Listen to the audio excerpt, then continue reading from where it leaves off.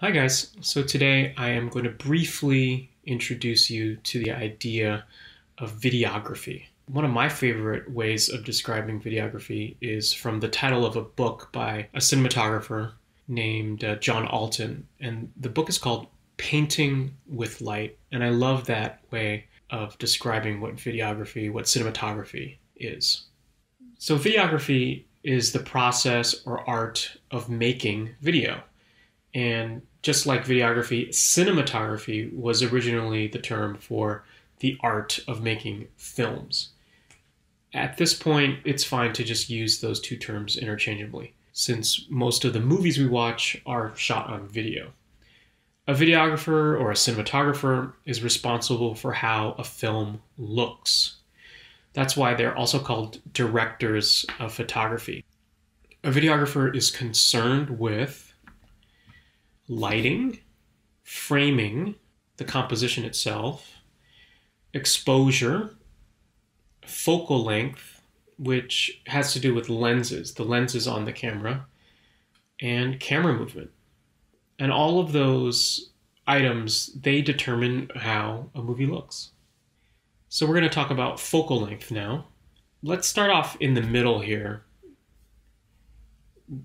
Right around here, these are standard focal lengths. The first lens you want to buy is a 50mm lens because that is the normal view seen by the human eye. So it is not distorted in any way. It's a natural focal length, and that's a 50mm focal length. This diagram shows different viewing angles depending on your focal length.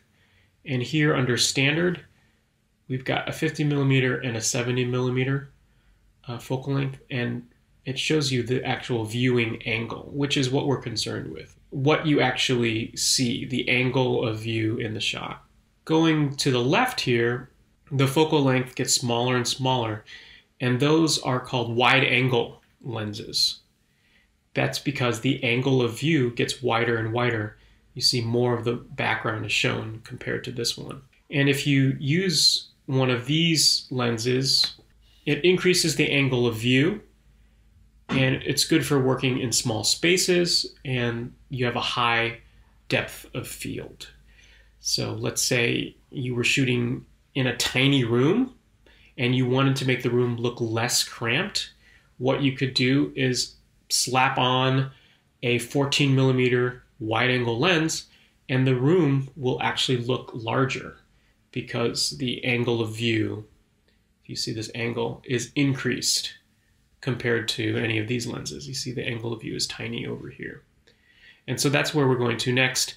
If we go to all the way to the right here, we get these telephoto lenses, which are good for different purposes, and the focal length is increased. So 135mm all the way up to 600mm. I don't think I've ever seen a 600mm lens, but I'm sure they exist. So these magnify images, it narrows the angle of view, it reduces the depth of field, makes objects appear closer than they really are. These are good when you can't physically move to a subject. So for instance, like in all of those nature documentaries, you would use a telephoto lens to shoot that leopard, so you wouldn't have to actually physically be close to that leopard, right? And you notice what happens to the background of an image with a telephoto lens. The viewing angle is quite reduced, so you see a lot less of the background. So it compresses the image. There are some drawbacks. It magnifies the movement and makes focus more difficult. So any kind of shake you have with your camera, it's going to be a lot more prominent if you use a telephoto lens. Physically, the lenses get longer and longer. So if you see a really long lens, that's a telephoto lens. If it's a very, very short looking lens, you're going to probably have a wide angle lens.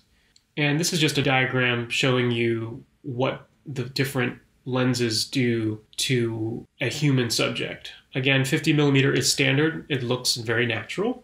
If we go to the left here and we use a wide-angle lens, look what happens to the features of the face. The things like the nose, which are closer to the camera, closer to the lens, they get exaggerated and distorted. So there is sort of a fisheye effect. GoPro lenses are usually wide-angle lenses like this. Smartphone lenses are generally around like 28 millimeters. So there is some distortion, but not as extreme as it could be. And then if we go to the telephoto range here with this 300 millimeter lens, what happens? Again, the background, we see a lot less of it because the viewing angle is decreased.